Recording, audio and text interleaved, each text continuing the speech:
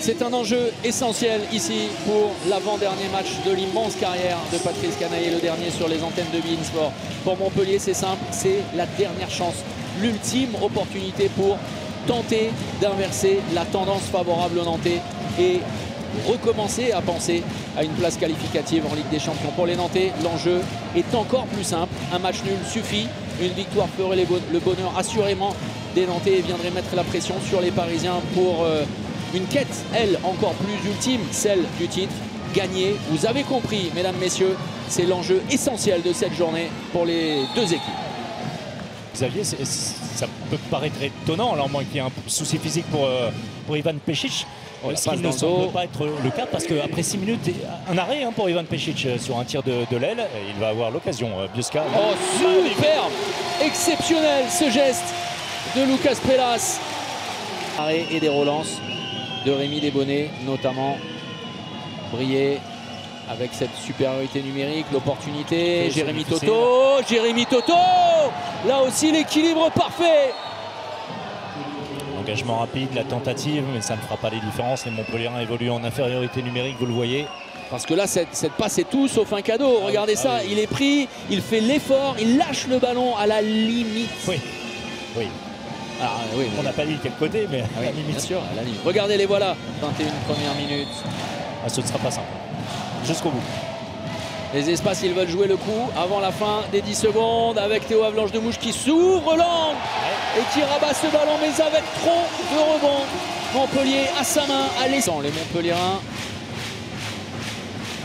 c'est maintenant que les choses vont démarrer. Il tire rapidement. Super Brian Monté.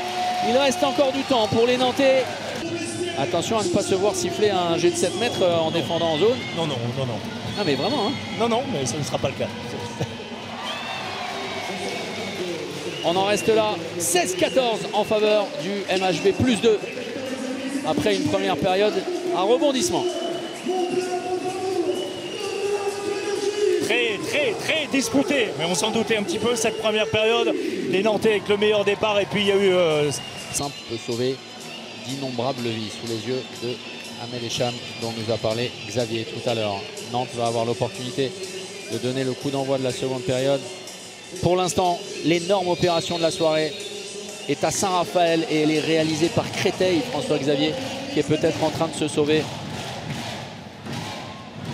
Le coup d'envoi de la seconde période avec l'ambition pour les Nantais de renverser une partie qui leur a finalement échappé après les 15 premières minutes. Avec les mêmes hommes qu'au début de la rencontre, Emric Min, Thibaut Brier et Jorge Maqueda. Brier face à Conan qui a été une nouvelle fois excellent dans son rôle défensif. Ça non plus, là sur ses premiers instants, on ne le retrouve pas cet Emric Min flamboyant. Quel travail réalisé par Karl Conan. Quel boulot. Et attention. Il ne s'est rien passé. Et Valentin Porte, voilà, Valentin Porte qui va essayer. Oui, mais alors il ne s'est rien passé. J'aimerais bien voir l'intervention sur le visage de Karl Conan, de Maqueda. Ah, dans ce sens-là. 2 minutes pour Karl Conan. Bon, en infériorité numérique, Greg Cogent préfère l'option Bioska. Ça s'est bien remis. Et l'arrêt superbe en étoile de Rémi Desbonnets. Nouvelle performance de choix du gardien de l'équipe de France. La meilleure défense de France, bon, c'est Nantes, et notamment à l'extérieur. Nantes, c'est une équipe qui prend jamais plus de 30 buts à l'extérieur depuis le début de la saison. Là, on est quand même parti pour en prendre beaucoup. La fermeture des jambes de Rémi Desbonnets, la relance, l'accélération, Yanis Len, Yanis Len, plus 3, puni. Les Nantais à nouveau sur le jeu rapide montpelliérain, c'était la crainte de Grégory Cogent. Il l'avait déclaré en conférence de presse. Oui, suite à cet échec, Emric Min, accompagné par Valentin Porte et Thibaut Brier qui réclame un marché de Yanis Len, ça ne changera rien. Si ce n'est Ce que je veux dire, c'est que ça n'est pas un grand Nantes, mais Nantes est là. Nantes est présent. Non, bien sûr. Et c'est surtout extrêmement difficile parce que la débauche d'énergie. Ça, c'est très bien joué. C'est bien, Lucas de la Bretèche. Il avait marqué de l'autre côté en première période sur un poste circonstanciel d'arrière droit. Cette fois sur un poste d'arrière gauche avec une bonne finition. C'est important ça, Alexis Berthier. C'est pas mal engagé.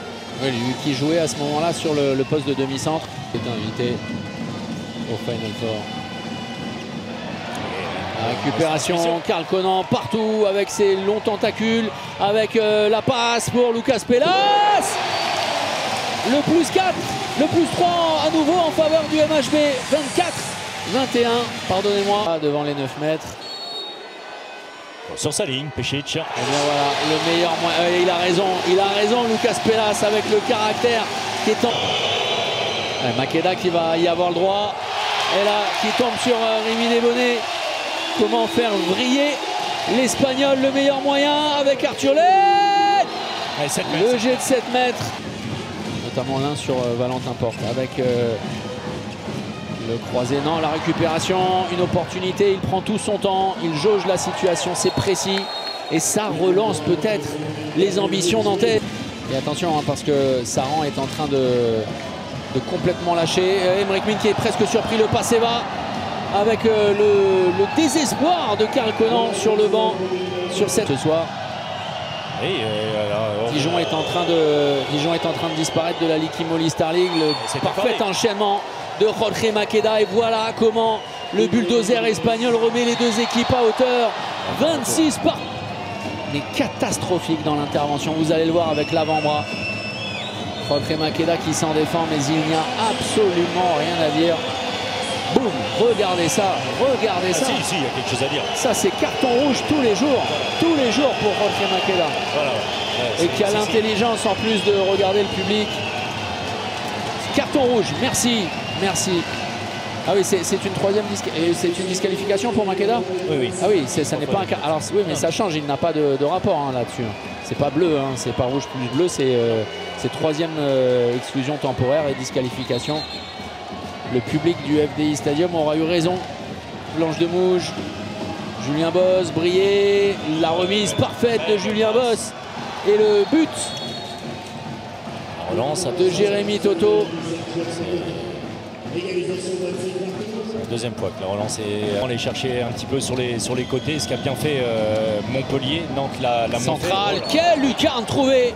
L'impact de Thibaut Brié là-dessus pour remettre les deux équipes à égalité. Charles Bolzinger. L'arrêt de Pešić sur un tir trop moyen. Nantes qui a même l'occasion de reprendre les devants. Aymeric Min. Oh super. Aymeric Min qui envoie pour le moment Nantes en Ligue des Champions et qui permet au H de reprendre l'avantage. Oh, et le ballon qui va être récupéré. C'est lui.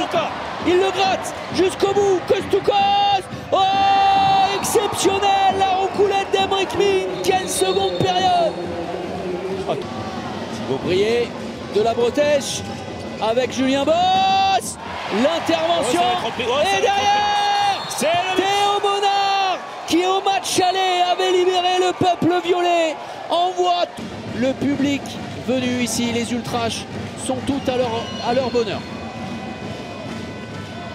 Le succès 33-31. Nantes est en Ligue des Champions. Et Nantes revient à un point du Paris Saint-Germain. Ah, ils auront été forts parce que vous l'avez dit, on avait la sensation au cœur de la seconde période qu'il n'y avait plus tellement d'énergie. Ils ont su à ce moment-là, à -4, on le rappelle, revenir en quelques minutes, en 2-3 minutes, 2 ballons gagnés par Aymeric Min, 4 buts inscrits coup sur coup par les Nantais. Et puis en restant à un niveau, quand il a fallu piquer, ils ont su piquer. Ça a fait très mal, c'est allé vite à la nantaise. Bravo, grande prestation dans un grand match. On voit la libération pour ces joueurs qui ont donné des deux côtés, rien à dire. Énormément d'énergie. Je suis très fier de l'équipe parce qu'on n'a pas lâché, on était dans le dur, on était en difficulté parce que Montpellier, il a mis l'intensité, il a fait un grand match, mais je suis très fier de l'équipe parce qu'on se bat toute la saison pour ça. On allait à chercher cette victoire et ça fait vraiment plaisir de finir comme ça. Voilà, c'était une super victoire. C'était pas une fin en soi ce match-là, mais c'était un gros bonus. Et on est super content. On retrouve la Ligue des Champions l'année prochaine, c'est énorme. On joue au hand pour jouer le plus grand match possible et avec des champions, bah, ça sera que des matchs incroyables. Ce match, c'est un peu à l'image de notre saison, hein, capable de dominer n'importe qui, de battre les meilleures équipes du monde et en 5 minutes flinguer le match complètement. Et ce soir, on est à plus 4, je crois, et là, bah, en fait, je ne sais pas ce qui se passe. J'ai l'impression qu'ils font rien de plus quoi, pour vouloir gagner ou prendre la victoire. C'est nous qui leur donnons 2-3 ballons d'affilée et derrière, voilà, un peu plus de fraîcheur, tout s'inverse et on perd ce match. Donc c'est assez surprenant, ça fait un peu mal quand même, parce que on a vécu des moments un peu compliqués depuis quelques semaines. Là, ce soir, le truc c'était aller avec les triples, l'honneur montré et je sentais qu'on y était et ben non.